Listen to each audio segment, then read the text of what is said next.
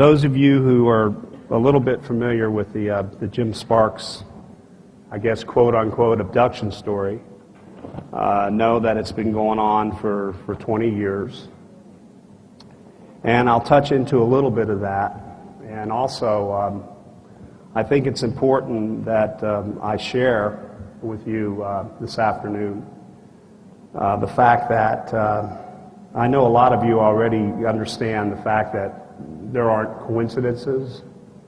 And I know that most of us are here not by coincidence. There's reason.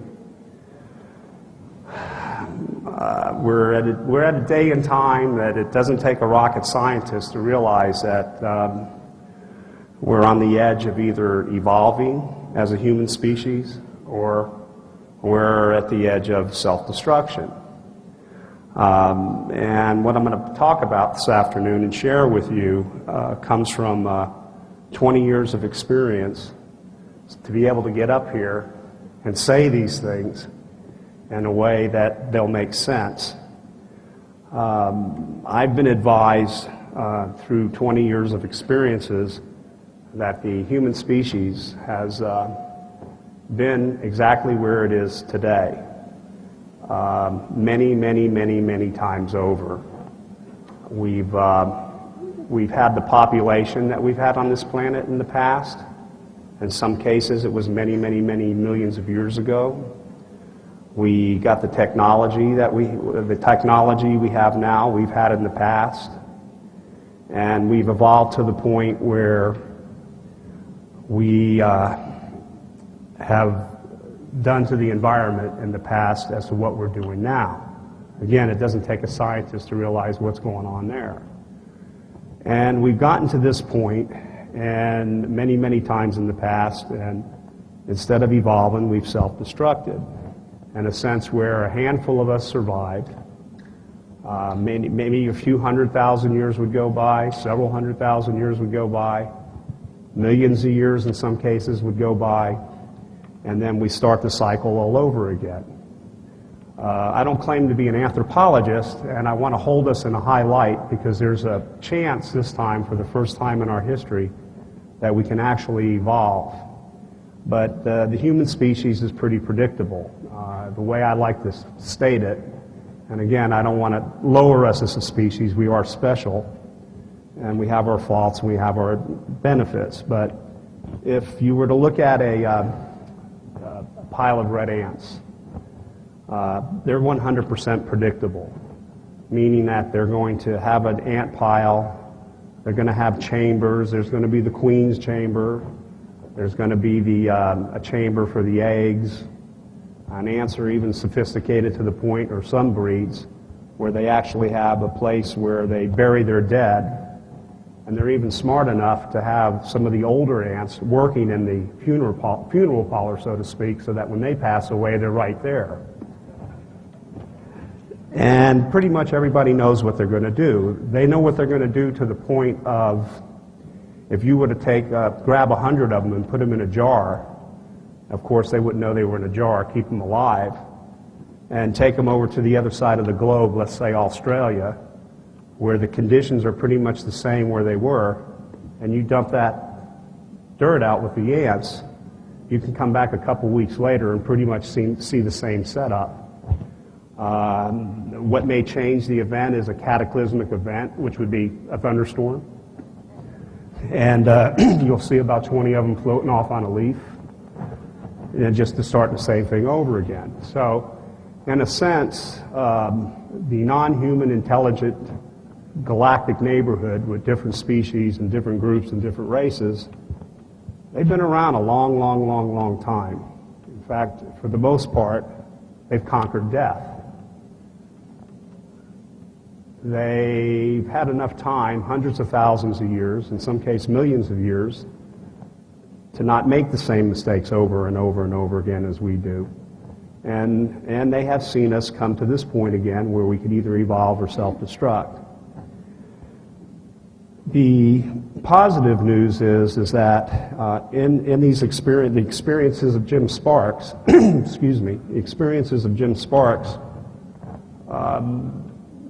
he's had the 95 or 98% total conscious recall. Rarely to never has a physical memory been taken away from me. And in those first 6, 7 years, it was horrific, it was traumatizing, a living nightmare, day after day, night after night. And throughout all of that, I learned why the physical memory is taken away. And to me, those first 6 or 7 years were extremely negative. As far as I was concerned, all I wanted to do was kill those guys. They kept me almost 100% paralyzed, extracted semen, did emotional experiments, crammed or force learned me by punishment and reward to take block lettering and then sketch a symbol form equivalent, which made no sense to me. There was no rhyme or reason to it. And those first 6, 7 years were terrible. But I fondly refer to that point from '88 until approximately 1994, an alien boot camp, meaning that I just simply did not know how to behave. And I'm just like anybody else is over here. There's a social structure that is really weird and queer and far removed from what we are. And once you learn how to work within it, then you get past the trauma, the fear, the scary stuff, and the nightmarish hell. And the next 7 to 13 years of the 20 years was when I got to see and participate in an agenda. And the agenda to me was phenomenal. Mass abductions, years 6 through 13, globally, where millions and millions and millions and millions of people were pulled around the world. And a few of them I got to participate in the abduction freely and fully and could walk around. But that took 6, 7 years to get to that point. I saw some pretty amazing things. And I saw some things that were extremely amazing. One in particular was an individual that in my first mass abduction, who I spent like 2 hours with this person. It was a guy. I didn't know him from Adam's house cat. I didn't know him at all.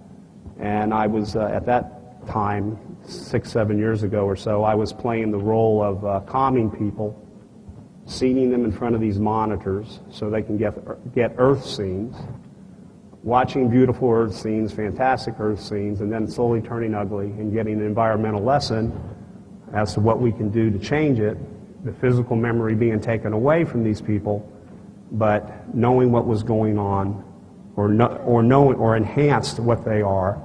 So at one point or another in time, it'll reach critical mass where everybody can do their part. But to make this so much more real, there was an individual who had an intimate working relationship with this person throughout the 2 hours. He was abducted from his car. He was fully dressed. Most people in these abduction scenarios are either in their night clothes or nude. This one was in his car. He complained the most. I'm sick, I'm nauseous, I'm this, I'm that. And then I said, you'll get over it, these things pass. And he's a strong, tough guy, and he's a very intelligent person. In fact, he owns a company called, and I'll even say his name, Doug Rodante. He owns a company that is a video production company, and then he went on to do some amazing things as a result of that abduction experience. That was one of the first people I had ever seen here on Earth after the abduction experience. I'm still talking years 6 through 7, just to point out that this leads to something.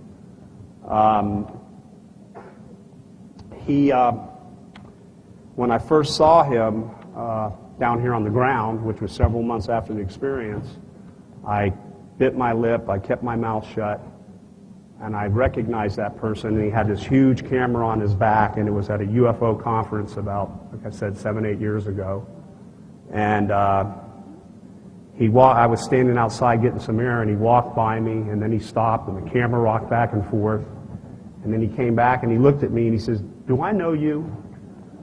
And I bit my lip, bit my tongue. I went, no. I just wanted to see how it would develop. And I was going, it's that guy. It's that guy. I can't believe it's that guy. You know, the 2-hour guy that was everything that was a pain. Okay. And I said, well, why are you here? He says, I don't believe in this UFO stuff. He goes, I'm contracted out to film it, you know. And he says, why are you here? So I told him a little bit about me. And all of a sudden his face lit up. It changed, his demeanor changed, and I saw something that kicked in. He still didn't recognize me at that point. To make a long story short, in that conversation that very afternoon, he said, well, boy, you sound like a guy that has a lot of detail. He says, how about if we do a documentary on your story? And that's what led to a DVD that was produced called The Visitor Phenomena.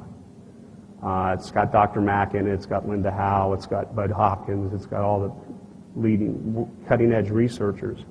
But you would see through that DVD how in the beginning he was the narrator, and halfway through that production, which took, you know, pretty near close to a year as I recall, when it dawned on him who he was.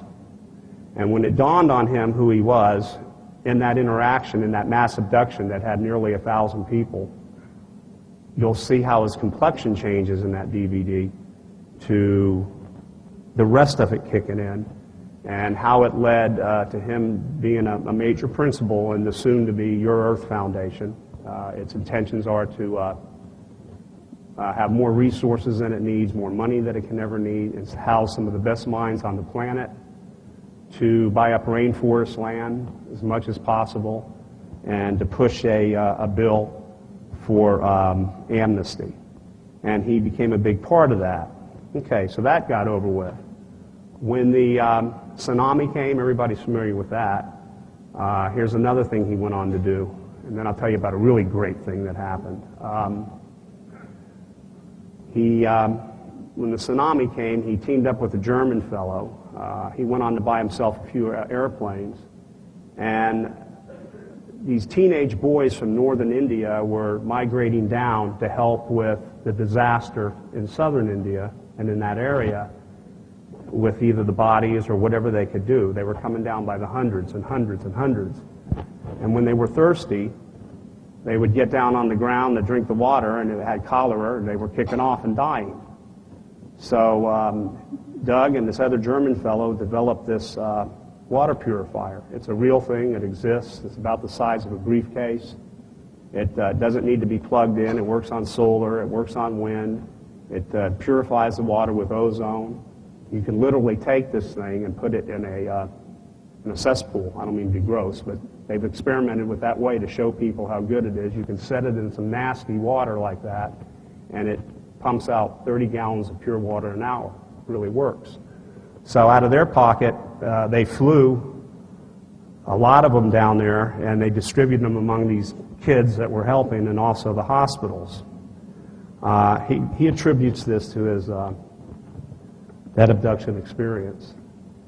Then, here as of late, himself, a former astronaut, a special training officer for the military for special ops. These are real people. It's public. This isn't black ops stuff. They went on to fly the first. They bought a former Soviet Union fighter jet, and they went on to make the first flight in the world from northern Nevada to southern Nevada. It happened to be Nevada. Fueled on vegetable oil and animal waste. And it works, and it doesn't, put all the pollution out. So they plan to do a transcontinental flight. So the point I'm making is that this is an individual, this is a real thing, this is a person that was part of these mass abductions, and these things happen. What makes it, and the reason I always like to go over this aspect of it, what makes it extremely difficult to have face-to-face contact, and particularly with the species that I'm intimately familiar with, which are commonly referred to as grays, is because they're different. They're scary. And the human condition is such where we're resilient, we can adapt and get used to it. But if you're doing things in a hurry and you're educating the public or the residents of the world on a campaign to evolve so we don't die, and doing it in a hurry, it leaves no time for these kind of adjustments. But just to give you an idea of what they're like, and some of you have heard me describe this before, excuse me. But I'd like to tell you a little bit about the scary side, and then I'd like to tell you a little bit about the fun side or the nature of this particular species. I've learned through experience that a lot of the little short ones with the big giant teardrop eyes and the skinny little necks, they're like no more than 3 feet tall. In my experience, those are half biological and half robotic. They are programmed to perform tasks. I used to mess with them in those early years thinking I can get a charge out of them, and I always did my best to try and get a charge out of them, whether I was cussing them out, screaming at them, whatever I could to get a charge, and that never usually worked very well. And then there are what I call the true grays, or the true aliens. They're between 4 and 5 feet tall. Their faces, their heads are bigger than ours, but not as big as the little worker beans. Their eyes are bigger than ours, but not as big as the worker beans, the big teardrop eyes. They got this thin necks, but they do have skin, and it's leather-like. And when you first look at them, they all look the same. But over time, you start noticing that there are features that you can distinguish. So you'll start to see wrinkles in places, and then you start recognizing individuals. Excuse me. But here's what makes them so difficult, or what makes it so difficult for a few of them to knock on your door and say, let's have a cup of coffee. And it took years to get over this, and I was paralyzed the whole time. For starters, they can think and process information 10 to 100 times faster. So it's extremely intimidating to be around something like that. They don't like to answer questions unless it's time in their eyes, so to speak, for you to know something, then they tell you. If they do answer questions, they answer ambiguously, or they'll answer in riddles, so you just can't figure out what the heck they're talking about. But it's intimidating when something thinks that quick, because they pretty much can answer a question before you even have time to ask it. They are 100% telepathic. I've never seen or heard one speak. They can screen image, meaning that they have the ability to put any reality in your mind, and you'll believe that you're living it or you're seeing it. Now, over the years, I've learned how to shake it off, but it's something that I got to see them do, and with me in those early years. The technology is 100% thought activated.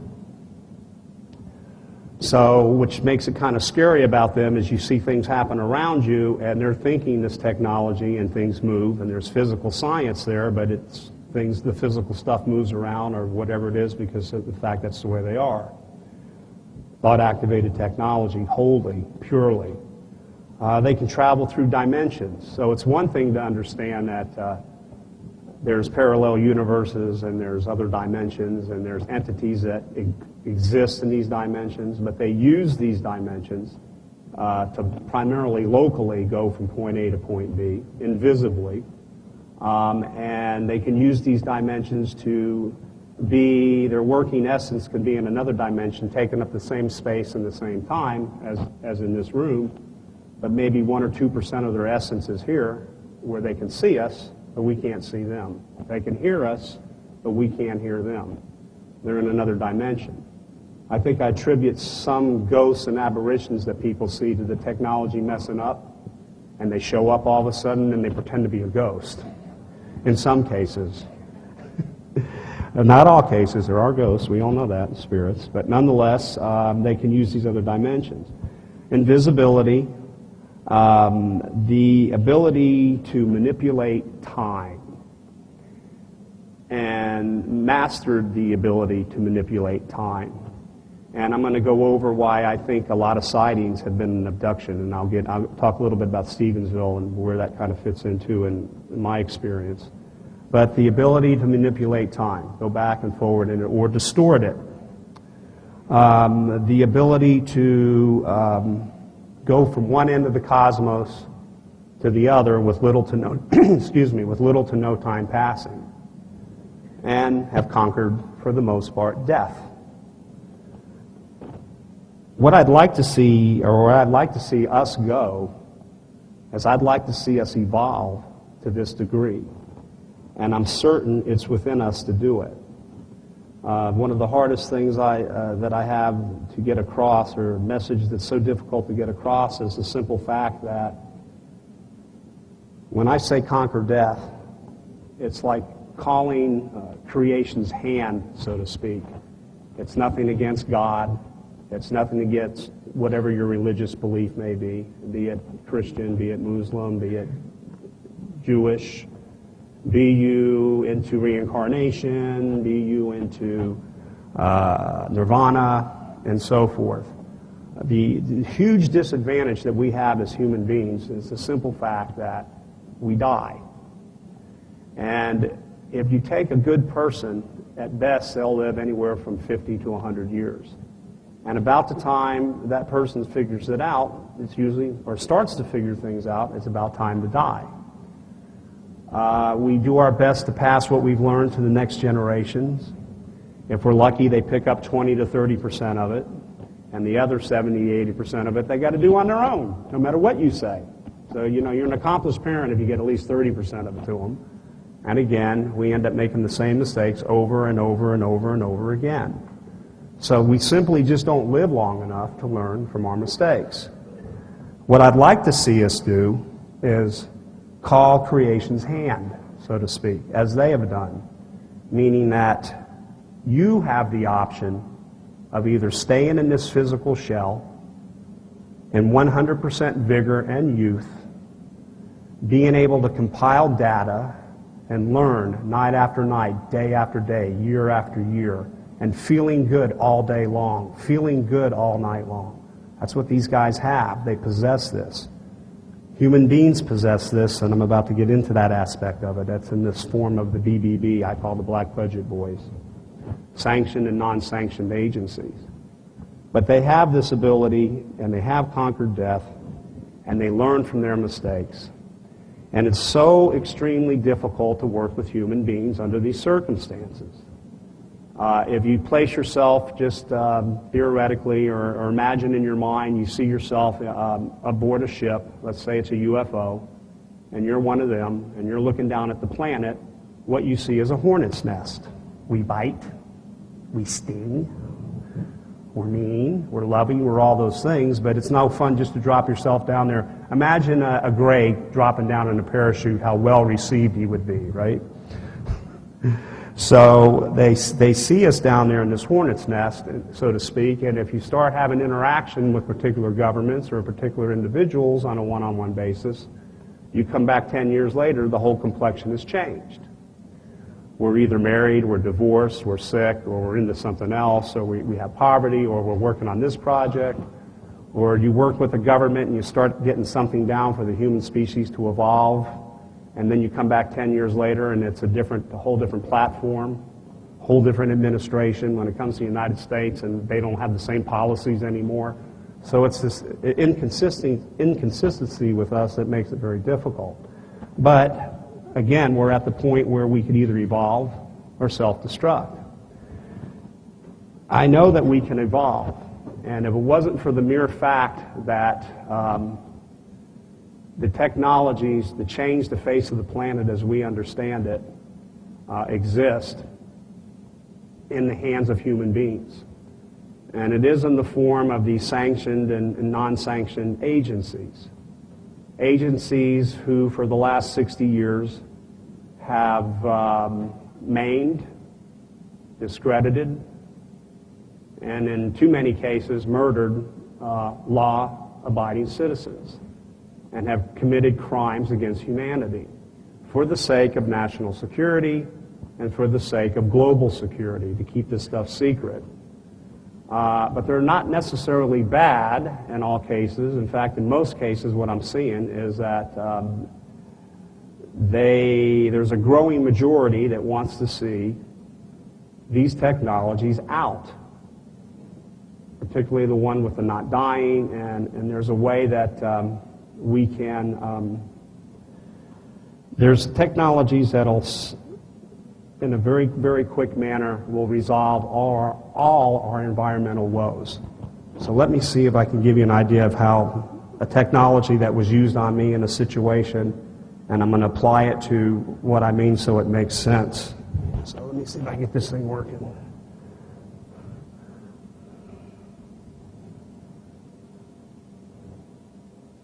Okay, I'm not going. Oh, wait. That's a good one. See, there's the technology of invisibility. All right. Here's me not very happy. Is it dead? Yeah. Looks dim from here, too. Okay. All right. Anyway, to give you an example, maybe my slides, maybe they melted or something, I don't know. To give you an example, I only had 4 or 5 of them, so I'm a good talking head. I'll keep you occupied. I had a situation where I was on board. This was about 8, 9 years ago, and I was not conscious, and I regained consciousness during a medical procedure. I was laying on a gurney. I was at a 45-degree angle. My face was cocked sideways, and I smelled this horrific, horrible, terrible odor. It was steaming, so to speak, coming from my chest, in my throat, and it was coming out my mouth, and it was coming through my sinuses, and it was just this nasty, terrible smell. And then there was a receiving area, like a box, where this vapor was accumulating in this box. I don't know what it was doing. I regained consciousness at that point, seeing this during the middle of the procedure and this nasty smell, and then I blacked out. Hey, cool, okay. When I regained consciousness, it was one of the first times that I had free ability to move around on board, but it was still in a room, so they didn't let me out of this room, okay? And I was in this room, and it looked something like this. And this is cool because it'll explain that technology. That's where I kicked one of them one time. That's a good story.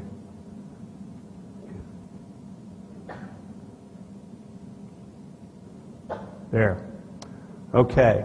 Hey, good job getting that out there. Obviously that slide is beat up, huh? Thank you, guys. Good job. At least we can see that much of it. Anyway, I was standing in this room after the procedure. I was fully conscious. I was leaning at that table over there that you see me. And these 2 grays walked in, and they had this black box in their hand. Now, this is one of the first times I'm free. So here they are with this box. Okay, so I'm standing there by the table, and they come up to the table. It was square. It was absorbent black. Not a rectangle, but a square. And they slid the box, pushed the box towards me. And in that day, I was still a little bit obnoxious, and I still wouldn't say nice things, but I was becoming a cooperator. And I go, what the hell's that? And the telepathic response was, it's a gift. It's a gift for you. I said, okay, well, what do you want me to do with it? You know, I'm still being nasty. I don't trust it. What do you want me to do with it? Do with it as you will. And then they turned around and they walked out the room. Okay, so now here's this box sitting on this table, and I'm standing back and I'm looking at it, and I'm thinking, man, if I touch it, it's going to jolt me, it's going to kill me. I don't want nothing to do with it, and I'm getting kind of close to it. But then I'm thinking, man, after 6 years, I'm able to move around. I have some freedom here. I stayed paralyzed 98% of my body throughout that first 6 years. And now, like I said, they were negative, but they started getting positive because I started to know how to behave. Because in those first 6 years, I used to tell them, if you turn me loose, I will squeeze your fat heads off your skinny little necks. I hated their guts. I made up cuss words for those guys. So you know that Jim Sparks evolved because I didn't reach forward and choke their heads off, okay? So here's this gift. So I go and I touch it, and it doesn't hurt me. So then I pick it up, and I bring it back. You can see me. I'm supposed to stay between these white lines here. Am I okay? Yeah. Anyway, so I had it in my hand, and I'm turning it. It's perfectly square. And so I start to pull to see if I can open it. Like this. I won't open this way. I'm trying to open it that way. Then I took it and I stuck it between my feet. I'm going, trying to open the box. Then I grab it by that table and I just about went like this to see if I could break it open. Caveman, right? And then the telepathic voice said very softly, "You didn't try opening it gently." I went, "Oh yeah." So I took it and I just went, grasped it and pulled gently, and it opened. Here's this thing. Now this is my gift, right? Here's that stinking wrenchy smell again, right? What is this nasty smell? And then there was this tar, like thick tar, gooey stuff. And these tubes are sticking in this goo about 3 or 4 inches thick, and it smelled horrible. And I said, "What the hell kind of gift is this?" They go, "It's your gift. We extracted that from your lungs." See? Okay. So I'm a heavy smoker. All right, execute me. And but I'm healthy. And I don't know why, but I am, thank God. But nonetheless, we extracted it from your lungs. So I woke up from that procedure. Now, where am I going with this? Okay, that was a phenomenal thing. Okay, so here in Jim's experiences, which were terrible those first 6, 7 years, and I learned how to behave, got involved in the mass abductions, and I'll tell you with the latter stuff, which is kind of neat. What is this technology? And I didn't know at the time. I thought it was neat that they can unintrusively, atom by atom and molecule by molecule, have something that's not supposed to be there go into a collection station. You can do that with a cancer cell. You can do that with tumors. You can remove things, and it's almost, I hate to use this word because if I refer to this word, everybody's going to go, "Oh yeah," and I don't want it to be a stigma. So take this one with a grain of salt, but it's very close. Alchemy. And an alchemist can take one molecule or one atom of gold at a time and collect it. But the technology behind it is the same. You can program it to go from point A to point B and remove this from your system. And so that was a technology I saw. That was a technology I knew that was real. On many occasions, the way I was treated, which was almost like a laboratory mouse for many years, at least that's the way I saw it, until they let me move around, was punishment and reward. If I cooperated and I learned what was being grilled into me and drilled into me, so to speak, I got to go home sooner. Or the reward sessions would be to get to play with the thought-activated gizmos and other things for the sake of time. I wrote this all in graphic detail in my book, by the way. It's called The Keepers. And step by step, I got loud, step by step, how all this came about. But nonetheless, I even saw during a reward session how they can take like a block of wood and then make 2 blocks. But each of it is 50% the mass. They can take that same block of wood and make 1,000 blocks of wood, but each one is 1,000th the mass. So it's a technology that does this. Around the 7th or 8th year, I had been pulled, and it was a fascinating abduction experience because it was a group of individuals, non-human intelligent beings that were not commonly referred to as grays. These guys, people call them reptilians because they have scales. But in this thing, I was advised, and so were many, many others, that the physical memory is taken away, steps we can take for the human species to evolve. And now I'm going to lead how this technology would work to do it. One of the first pieces of advice was to form an organization, and it's right, just like any day from being formed, it's called Your Earth Foundation. Form an organization that will house more money than could ever be needed, more resources that could ever be needed, and the most brilliant minds that the planet has to offer, only because they want to be part of it, and buy up every acre humanly possible around the world, every acre of rainforest lands you can get your hand on to have owner's rights. To buy up this property, to buy equatorial rainforest land, Amazonian rainforest land, all this sensitive land. We're talking about millions upon millions upon millions of acres. Offer more to these developing countries, offer more to these landholders than they ever expected to get for it. So there can never be no argument that you swindled them and you tricked them and you got it cheap.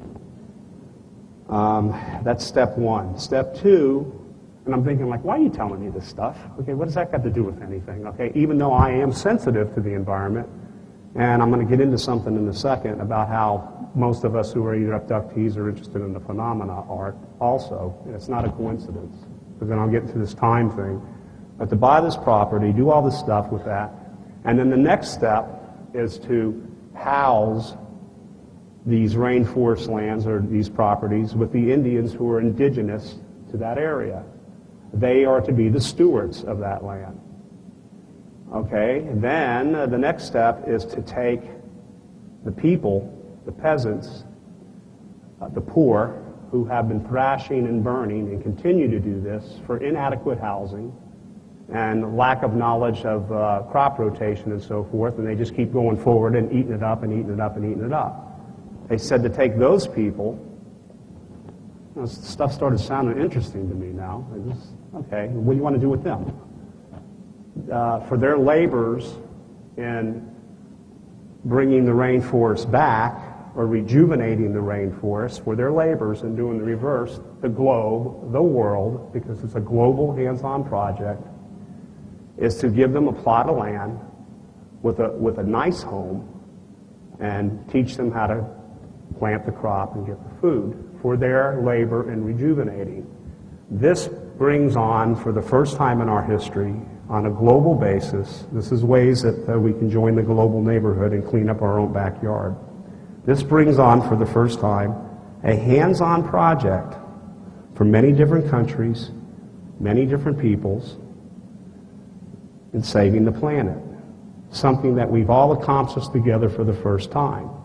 So now these peoples, now these nations are backing these people who are rejuvenating the rainforest.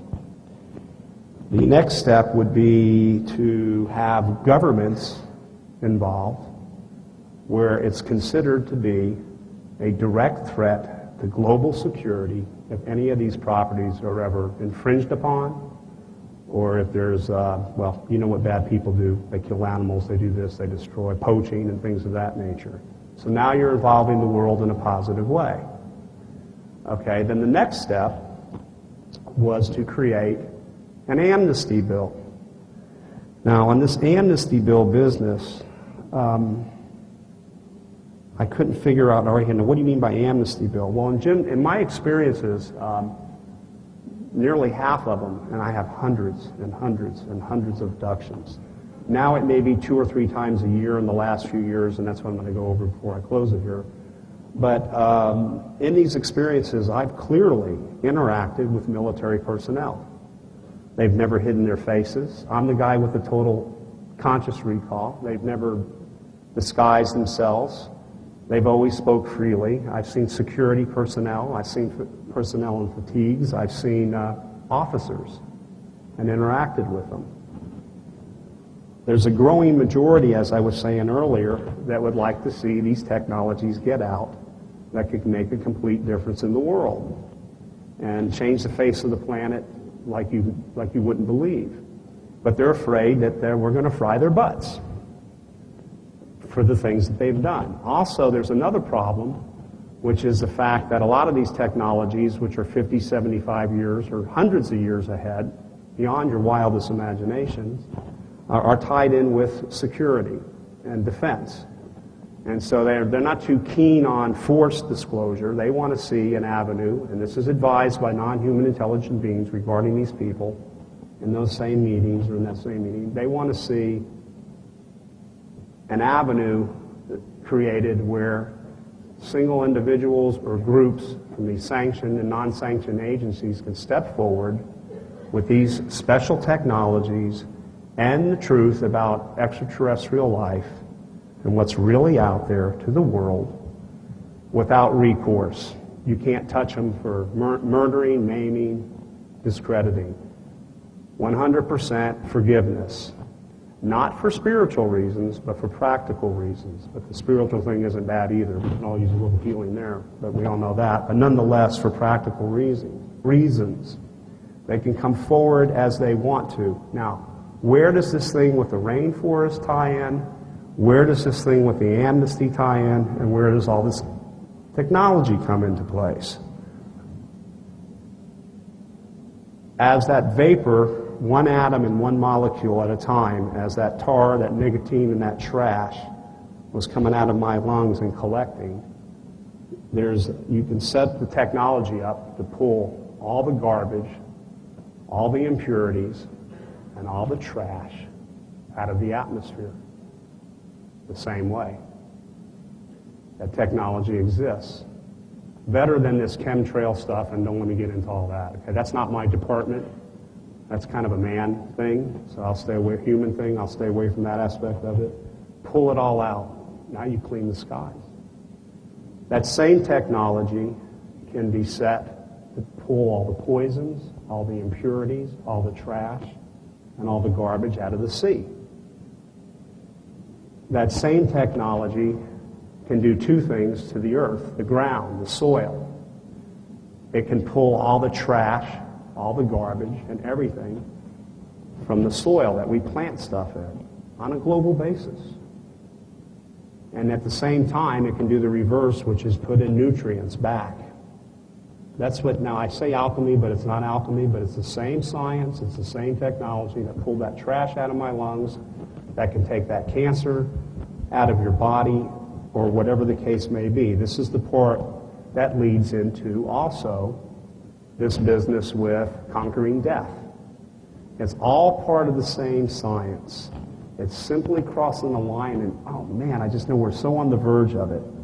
So, if the world's complexion, or the globe's complexion, is one of which, for the first time in human history, we saved the rainforest, an Amazonian. It's a global hands-on project. Now you have an Earth that's ripe.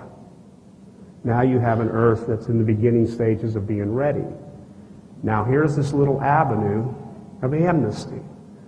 And now you have all these black op people who choose to bring forth this technology. So instead of taking 1 million acres of rainforest land and it taking 50 or 75 years to restore, is there something wrong with 3 months? No. Is there something wrong with a matter of months pulling the garbage out of the atmosphere? No. So now you have a planet that's ripe, and now you have a planet that's ready. Just for your knowledge, if you want to write this down, it's Jim Sparks 888 at yahoo.com. And then I'm going to give you another web address for the website. What I'm doing is collecting a data bank of individuals who may be abductees, interested in UFO phenomena, and some of the things that I've said, just to write a paragraph or two to us, because your Earth is foundation's on the brink of being formed to do these things. That's its goal. That's its mighty, big, giant goal. That's its vision. And if you feel led in any way where you may want to involve yourself, or just to get on a mailing list, so to speak, write to that. It'll take a little time for me to get back to you, because I'm building a staff, and that staff is going to review every single one of those, and it's going to send information where you may want to, contribute your part, whatever it may be. Also, my website is jim-sparks.com. But if you want to write in on that, or jim-sparks.com, whatever you're more comfortable with. So this business with that is real. Now, this thing with manipulating time, is a phenomenal thing, and it's a phenomenal thing because I've done a non-scientific study in the most scientific way that I possibly could, which, knowing that time is manipulated, I believe this to be so this is on a positive basis. Individuals have been abducted, that's one thing. To know you have, that's something else.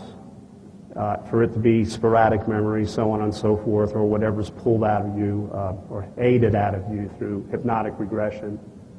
And of course, I think hypnotic regression is a good tool in the hands of the right people, like Bud Hopkins and such, pros, and like the rest. But nonetheless, there's a little study that I've done throughout all these years, and I'm starting to see a picture here.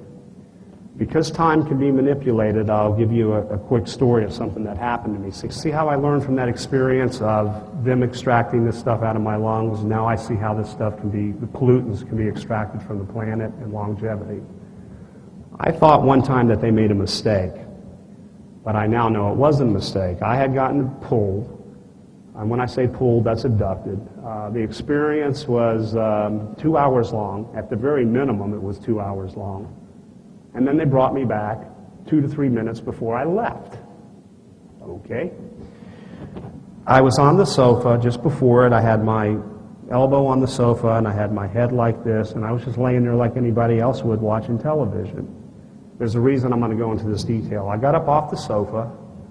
I walked across the living room. We had an island kitchen at that time that had an island counter, and I had a saltwater aquarium on it. And so I bent over and I was looking at the aquarium, and I was in my underwear, but I was at home. I was looking at the fish, and then I took myself into the kitchen, and I opened up the refrigerator door, tinkered around in there. The light went on, took a sip of soda, took a bite of something, shut the door, and then walked back around and go laid back down on the sofa. And I got pulled meaning I got abducted. And there's a way to get you from point A to point B, which again, I wrote that in the book in graphic detail. It's pretty neat.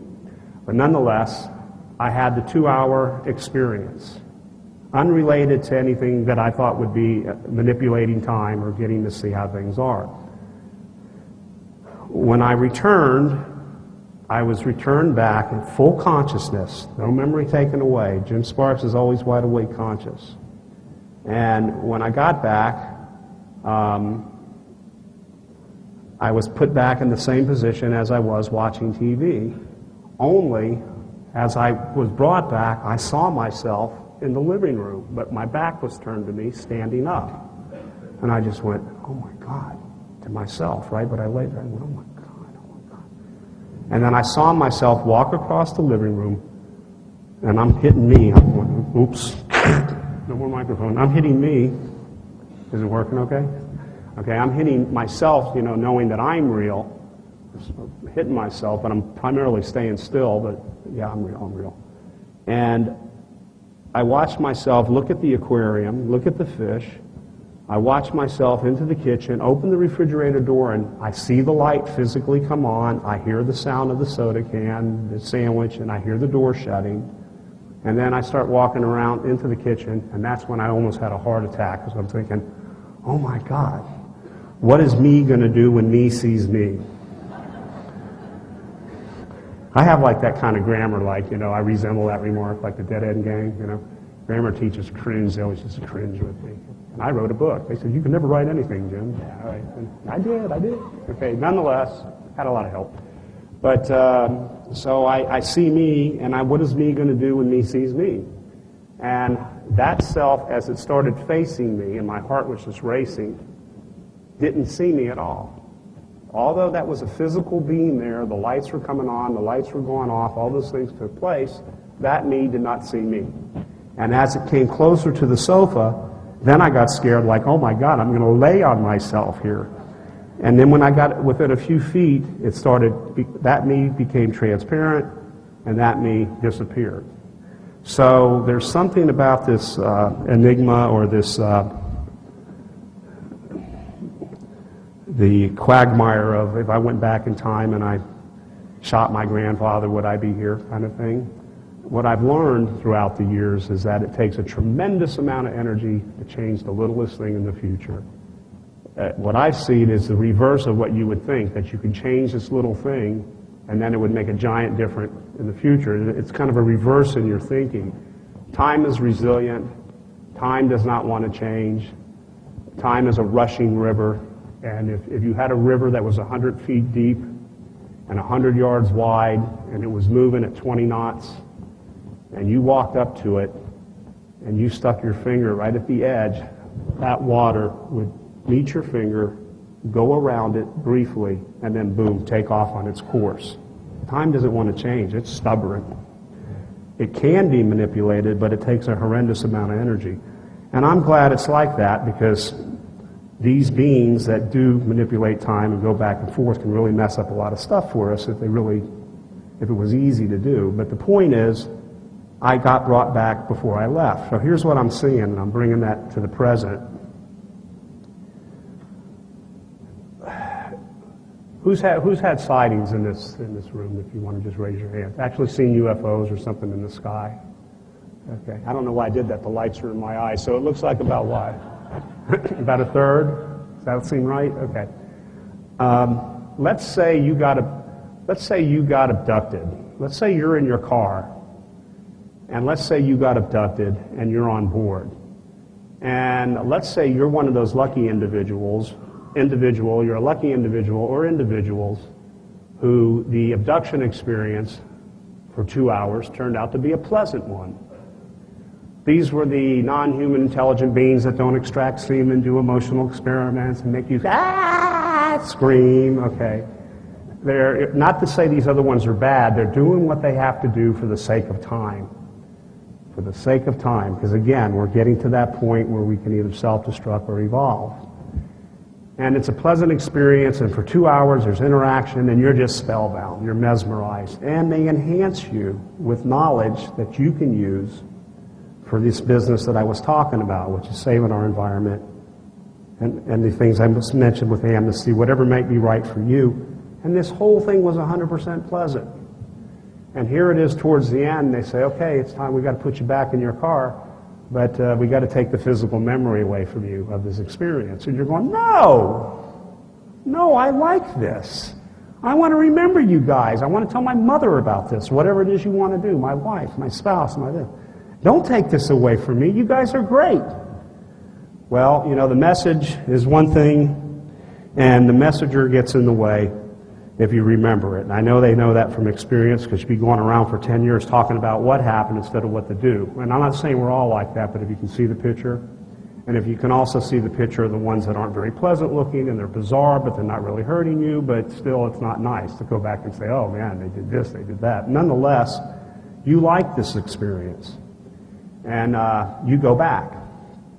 But before you go back, you keep insisting, please, please, give me something to remember this by.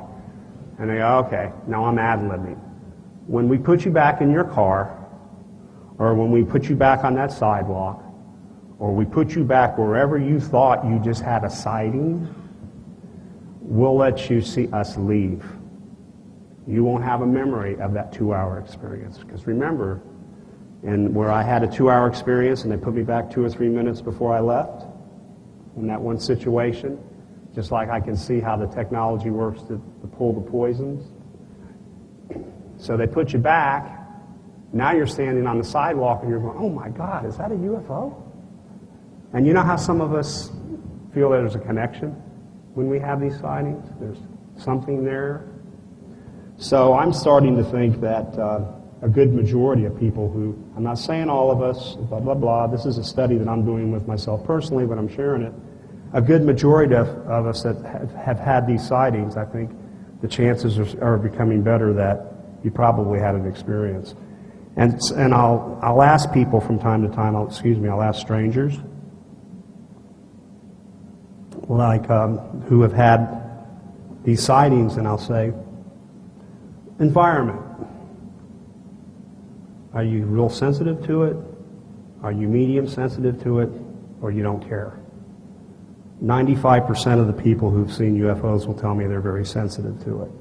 So I'll ask questions that I know that have been enhanced in individuals in mass abductions, that it's probably going to result in those responses, and that's what I've seen. So I think there's a pretty good shot that it's like that. Going to, I'm not going to say I know what's going on in Stevensville. I'm not going to say that I know what's going on 100% in that, but there is something that I feel there's two things that are possible. One of which is all that stuff is our technology, which I doubt. And the other is it's otherworldly beings and these huge crafts. There's something that I've been running away from. There's something that's been really bothering me because I just don't want to believe it's so, or I can't believe it's so. But as these years have gone by, the interactions I've had as of late involve landing parties, and I haven't really come public with this. These last couple of years, the way I do this is whenever I have an interaction or an abduction experience, I keep it close to the vest for several months, sometimes a year or more. Not because I want to hoard the information, it's just that I feel if I reveal it too soon, they may not keep doing it. And so I let the trail run cold, and plus I like to get a handle on it as best as I can, so when I'm up here describing things, you know, then you take from it what did you want. I respect your views, I respect your take on it, as much as the ones that sense what I'm saying is so, or if they see it another way. I love you all the same. Even if you say something mean to me, it's in here, out there, and I don't blame you. But what I'm seeing here as of late, which is phenomenal, is that there are human beings who have been raised and bred. The seeds came from our planet, and they've been raised and bred somewhere else. And I'm starting to see a tie-in with these humongous giant crafts that we're seeing that hover in the air for 6 or 7 minutes over a community where the police see it and Bible Belt people see it and everything under the sun, and they're not crazies. And these landing parties, I've had a couple of experiences with this without going into a lot of detail, but enough to make sense. They bring these people who have been raised and bred off our earth to become familiar or intermingle with us temporarily or for a while. I don't think it's to colonize. Some people theorize that, but I see them come and I see them go. So that's my take on it from my personal experience. There's no doubt what they're doing when it involves me because I'm a friendly. So there's a friendly here and a friendly there on the earth and a friendly there, and everybody knows who's ever been through a war what a friendly is. They may not be an American, but they may be, you know, in Vietnam it was the South Vietnamese. They were friendlies. But anyway, so I'm a friendly in a sense. And so I've had the privilege of interacting with some of these people. And they're fully human, and they come to tourist meccas so they can blend in. So you think it would be the opposite. They hide them in plain sight. And sometimes their clothes are a little stupid. And I know not to initiate any questions. I let them ask me questions. And they're usually humongous tourist meccas where they can blend in. But I did have a conversation with one because he allowed me to more than usual. And he said, so how do we were talking, and so I felt that I could ask him. I go, so what kind of work do you do? Right. Now, see, all these years I've learned you can't ask questions, you can't ask questions, you can't. You've got to know how to behave. You've got to be patient. Sometimes you can have abduction after abduction after abduction. They don't tell you anything. And if you mess up, they ignore you. You know, like a dunce cap, but they don't put one on you. In those early years when I would mess up and ask too much or make trouble, I would get pulled and they would just make me sit there for hours and ignore me, just like a kid in school, okay? It was like that. So anyway, but I felt like I could because of the way we were in action. I go, so, well, you know, what do you do? He says, I build ships. And I said, and he's kind of a tall guy, and I go, oh, I said, I'm familiar with that business. I said, I lived over in Fort Myers Beach, and I said, we had shrimp boats, and I said, what is it, boats, like ships, like, I'm being stupid, I'm leading this guy, right? And I'm going like, ships like, like we build for the Navy ships like that. He goes, no, ships. I build ships. All right, so I didn't go any further with it. They'll come down like that, and there'll be the one person that's like the tour guide, but drop dead serious. Drop dead serious. I mean, because it's his or her responsibility to watch these people and keep them grouped up. And they prep them pretty good for a pretty long period of time before they get here. And one experience, a couple of them wandered off, and they asked me to stick with these three while they were looking for these other two, which was rather a rare thing. And that's when I was like saying, what do you do for work? Okay. So anyway, that kind of stuff is going on, and it's pretty cool things. And but again, we're at that point where we self-destruct or we don't. So back to this thing with time and everything that I told you, the Stephenville thing. Jim Sparks, for 6 years, was forced to learn what I thought was an alien alphabet, but all it is a way to take a massive amount of data. Oops. Am I still on? A massive amount of data and put it in a small mode that you can get it just like this, okay? So if you'll notice on the top right over there, that represents approximately 20 pages of block lettering text. The one just below it represents that 40 pages of text in a symbolic form. Now there's two shorthand versions of that. If you look, I know it's out of order because I got the slide turned wrong, but anyway. So the first one is the far right, the second is a shorthand version, and then that third one to the top left is even smaller. That represents right there, in this case, 20 pages of block lettering text, the story. It's something that small that all you have to do is look at it, you get the information. What that last one represents is something that they take as the size of a 50-cent piece coin, like that, and you can take an entire movie if you wanted to. You just name the movie, and they flash it in front of your face and they put it down, and that whole movie you'll get. So if I were to say to you, I like to use this example, Gone with the Wind, don't you remember the actors, the actresses, what the whole movie was about in a split second, if you saw the movie? Independence Day, anything that I would say, your mind has the capability of storing the emotions in that entire movie in a split second. And it was always like a flash.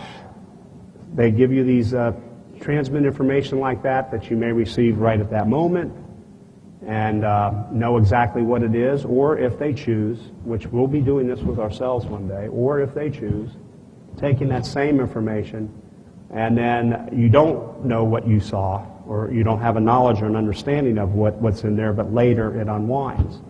And I have a feeling that in these Stephenville examples where they're flashing those symbols, if anybody's familiar with the case, I think lots of people are getting messages by the very mere nature of the fact that the eyewitnesses caught it, and whatever was broadcast went all over the globe. And people have seen that on film. And it's not negative, it's positive. So what I'd like to do is open this, we got 10 minutes, so I'd like to do I'm going to be over there, and I can answer questions at the end of this, where you guys know where the table is, stuff. But we got 9 minutes, so we can do, if anybody has any questions kind of thing. I don't know where you want to line up for it, but it's hard for me to see your hands if you raise them. Yes, sir? I don't know. Yeah, it's working. Yeah. Jim, thank you very much. I've enjoyed your presentation before, and I really enjoyed it this time. Question that came in my mind was, what's the plan for getting rid of all the nuclear weapons in the world? That's still a mess, meaning this. In that one particular meeting where I shared the business, with what to do about the amnesty and what to do about the rainforest. In the beginning of that meeting, this is how it went. The claim on non-human intelligent beings is that they followed proper protocol 40 to 60 years ago. There was a campaign 40 to 60 years ago to do the right way, which is to contact leaders, which is to contact world leaders and power brokers. And in that contact, which they did make, they didn't want to see nuclear weapons. They didn't want to see biological weapons. They didn't want to see this pollution. They didn't want to see this garbage. So technology was given for this business of free energy, that we get rid of this stuff. And according to them, when I mean them, non-human intelligent beings, we turned around and made weapons, more weapons, and we made money with it. So that's why there's a grassroots effort. But I can tell you this, okay, because anybody that knows this, I think, knows this, because we know this story. This is the one I really love. They fly over Mexico City and a quarter of the power grid goes out. They fly over our nuclear silos and they don't work. So I think the power to neutralize this stuff is clearly there. Yeah. What they want to see is us do this ourselves so we can evolve to the point of joining the galactic neighborhood.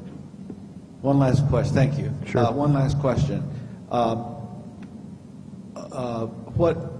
It sounds like from what you're saying that there are these non-sanctioned groups, or maybe sanctioned, who are militaristic and who are abducting people. Correct. And with their own agenda. Do you have any first-hand knowledge of that and what their purpose is in abducting people? Well, I break the government down in three parts. First part is federal government at face value. 99% has no clue what's going on. You can ask them all day long. They're not going to be able to tell you. Then you get the second level of government that retrieves crash disks, back engineers, and when they think they're totally in the know. In fact, they even got some alien cadavers and some survivors. Then you got this third level that is, I finally refer to as the BBB, Black Budget Boys and women. And they are totally in the know. They interact with ETs, and they fully function with them. I think when it comes to the second and third level, more on the second level, they're the ones that are people that have their own agenda, that are back engineering, that are trying to make weapons, they're experimenting with all this stuff, and they're really not tied in with that third level. It's more or less an evolved level whatsoever, and they have their own personal agendas, or human agendas, so to speak. I think even as something as silly as, well, not silly, serious, but it's women many, many years ago, well, not many years ago, so in 20 years, women would say, I got raped by a reptilian. And these reptilians are getting a bad rap, like they're rapists and they're horrible. I know from experience, because there are human beings who have technologies to go into someone's house in the middle of the night, have their way with the person would be under a stupor, but in case they regain consciousness, they're wearing a reptilian mask.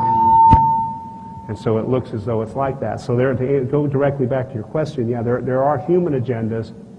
And in my interaction, and when I've been pulled, I feel certain that I've been interacting at that third level that doesn't hide its face, and it's working with ET for this thing that I'm referring to. And that's a whole separate world of what human beings might do. Okay, thank you very much. You're welcome. Hi.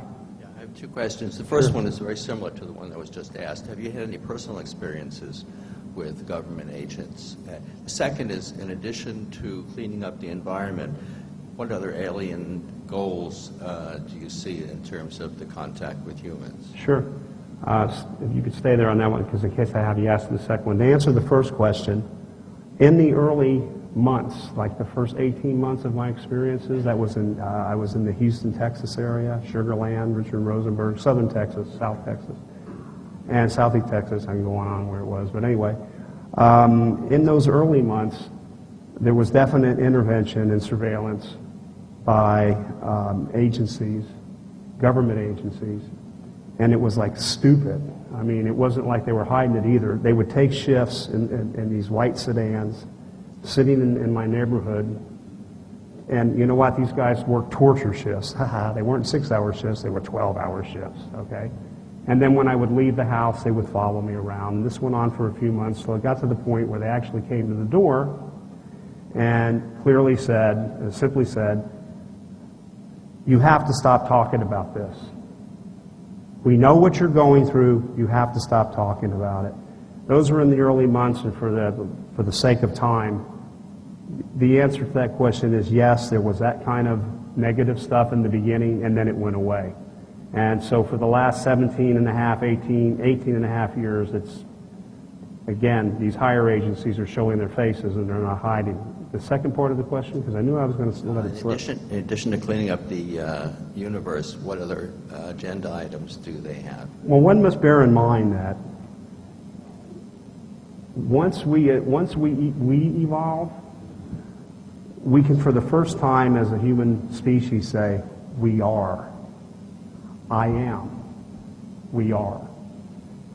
You're probably not going to much care what they're up to once you get past the point of not dying, once you get past the point of going from point A to point B in the cosmos and all these wondrous things. However, God, I wish I had more time, and I'm writing about this now. However, to comprehend the incomprehensible is a very, very difficult thing. There's things going on in this galactic neighborhood that require 100 years or another 200 years of living to start to grasp the concept of what they're up to. So in a sense, it's so magnificent that we have to spoon feed ourselves to get to these levels, to interact at these levels. But there are common sense things that are going on in the interim, which is for the sake of science, whatever you might be interested in. Getting us to the galactic neighborhood is the first step, and then the things that unfold from there, you'd never want to come back. And thank you so much for having me here at the Congress.